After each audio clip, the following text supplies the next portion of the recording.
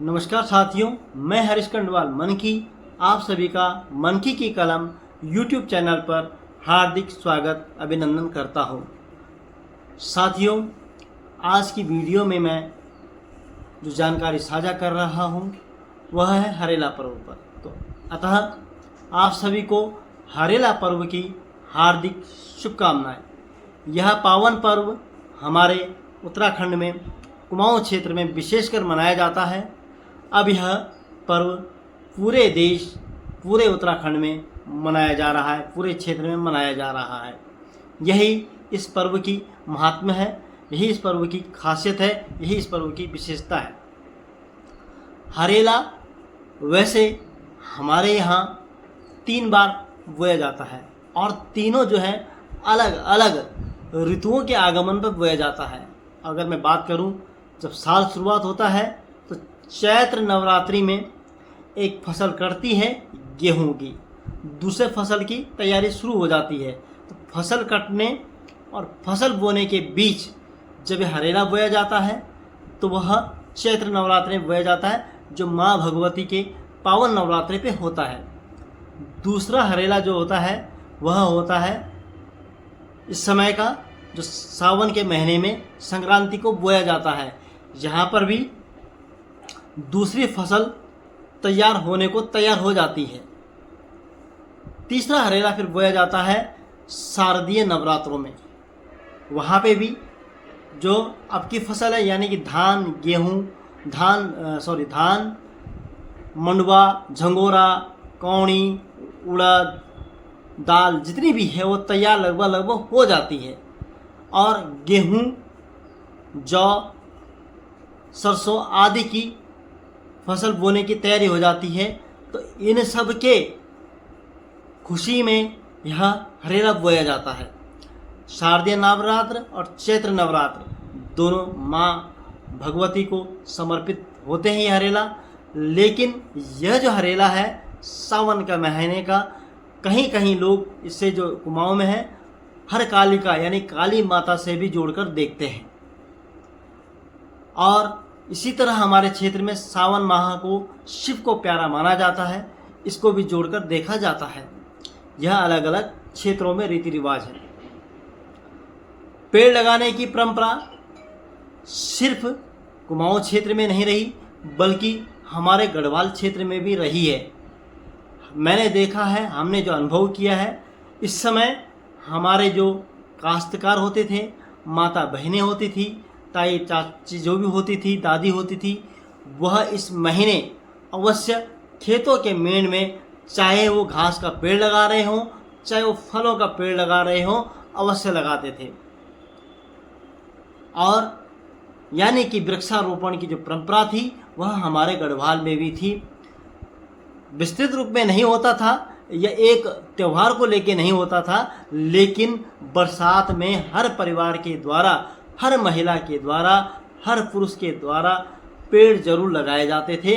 और यह देखा जाता है कि आज भी हम अपने गांव में जाते हैं तो या हमारे पूर्वज बताते थे, ये फलाने दादाजी ने लगाया है आम है, ये उस दादाजी ने लगाया हुआ अमरूद है, ये उस दादाजी के लगाया हुआ ये पेड़ है। आज भी इस बात को कहते हैं, यानी कि कहीं ना कहीं हमारे पूर्वज भी इस हरेला से प्रत्यक्ष अप्रत्यक्ष रूप से जुड़े हुए थे। अब बात करते हैं हम कुमाऊं में जो ये हरेला आज है वो कैसा मनाया जाता है, इसकी प्रक्रिया क्या रही है। तो वरिष्ठ पत्रकार श्री घनश्याम जोशी जी से जो मिली जानकारी है, उनका जो अनुभव है, उन्होंने वो जो बताया, मैं उसे उसी आधार पे आप सबके सामने प्रस्तुत करने जा रहा हूँ। वरिष्ठ पत्रकार घनश्याम जोशी जी नेवी से रिटायर्ड अफसर हैं और गांव में रहे हैं। आज भी अपनी परंपराओं का पालन वह देहरादून में रहते हुए वैसे ही करते हैं। तो उन्होंने बताया कि आज से 7 दिन पहले गांव में क्या होता था कि एक शुद्ध स्थान से मिट्टी को लाया जाता था। मिट्टी को लाने के बाद उनमें से पत्थर, जितने भी गारे होते थे, पत्थर होते थे, उन सबको हटा दिया जाता था।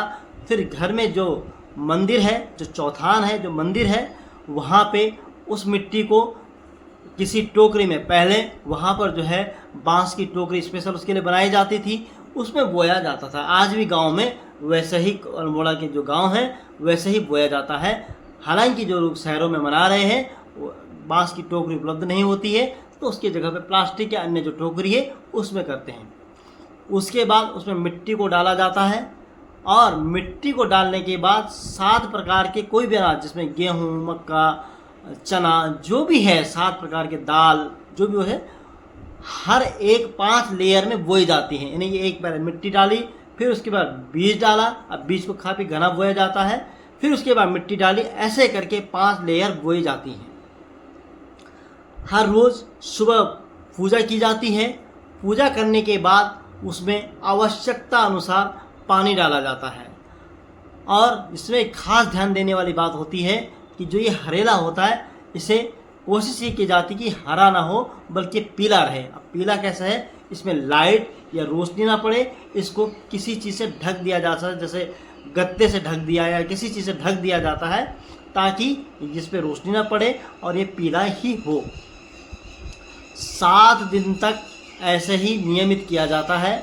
हरेला से एक दिन पहले, जिस दिन हमारे गढ़वाल में रोटिला त्यौहार होता है, उस दिन पहले इसकी गुड़ाई की जाती है। गुड़ाई करने के बाद उसके जो हरेला का जो ऊपर बीज, जब हरेला हो जाता आ जाता है, तो उसको उससे कलेवा से बांध दिया जाता है अलग अलग उसमें। अगले दिन यानी कि हरेला की सुबह फिर पूजा अर्चना की जाती है। मंदिर में हरेला चढ़ाया जाता है, पूरे पूजा विधि विधान से पूजा होती है।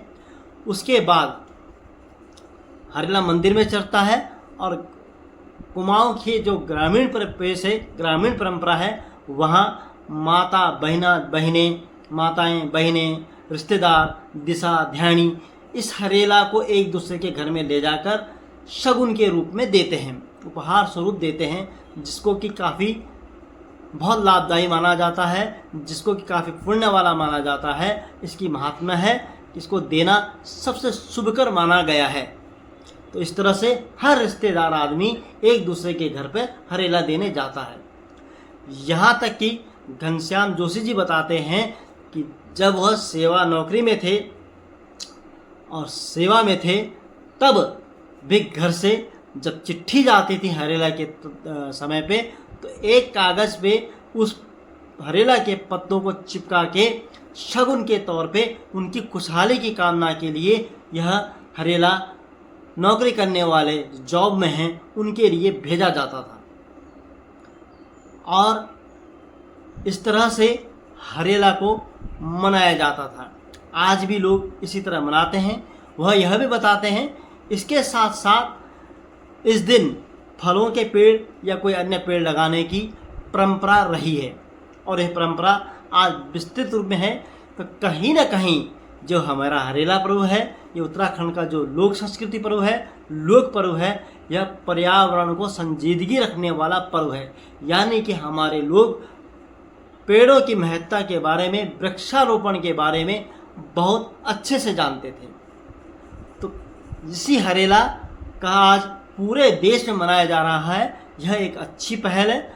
मैं यह भी कहना चाहता हूँ कि हम भी हरेला पर्व मनाते हैं, अच्छा लगता है, लेकिन हम सबकी जिम्मेदारी यह है कि पेड़ जो हम लगा रहे हैं उसको कम से कम हम ये ना कहें कि हमने 5 लाख पेड़ लगा दिए, 1500 पेड़ लगा लिए, 1000 पेड़ लगा लिए। हमने गिनती के लिए पेड़ नहीं लगाने हैं, बल्कि चाहे हम 10 पेड़ लगाएं और हम उन 10 पेड़ों की 5 साल तक के लिए सुरक्षा का जिम्मेदारी लें। 5 साल बाद फिर हम भले ही एक एक पेड़ लगाते जाएं।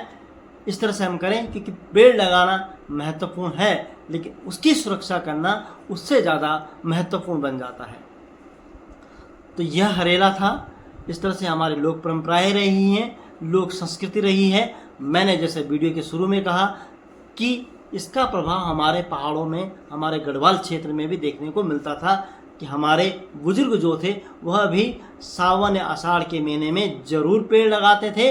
और इसके उदाहरण है, मैंने बताया, इसका उदाहरण है कि हमारे पूर्वजों के मुंह से आज ही हमारे लोग यह कहते हैं कि यह फलाना पेड़ मेरे दादा ने लगाया है, मेरे चाचा ने लगाया है, मेरे बूढ़ दादाजी ने लगाया है, बूढ़ी दादी ने लगाया है, मेरी ताई ने लगाया है। उसके प्रमाण हैं। अब लोगों में इस तरह के हरियाणा के पर्व पे तो पेड़ लग रहे हैं, लेकिन जो स्वाभाविक तौर पे पेड़ लगते थे, जो खेतों के मेड़ों में पेड़ लगते थे, आज देखने में आया है कि खेतों के किनारे के जितने भीमल के पेड़ थे वह सब खत्म हो चुके हैं। जितने तिमले के पेड़ थे, जितने भी घास के पेड़ थे, वह खत्म हो गए हैं, क्योंकि काश्तकार अब खेती नहीं कर रहा है। तब खेती करता था तो वह गोट में रहते हुए पेड़ लगाता था, उसकी सुरक्षा करता था। तो कहीं ना कहीं ये लोग खेती पशुपालन से जुड़ा हुआ भी यह पर्व हरेला हमारे, मैं खास करके गढ़वाल क्षेत्र की बात कर रहा हूँ। कुमाऊं क्षेत्र की तो मैंने विशेष संस्कृति का जिक्र कर दिया, लेकिन गढ़वाल क्षेत्र में कहीं ना कहीं हम लोग हरेला से अप्रत्यक्ष रूप से जुड़े हुए थे। तो यह था दोस्तों हरेला पर्व पे। आप सबको इस तरह की लोक संस्कृति, लोक पर्व, लोक त्यौहार, लोक जनजीवन की वीडियो आप तक पहुंचाने का प्रयास करेंगे। फिर मिलेंगे हम एक नई वीडियो में एक नई जानकारी के साथ। तब तक के लिए पुनः आप सभी को हरेला की शुभकामनाएं, हार्दिक अभिनंदन, धन्यवाद।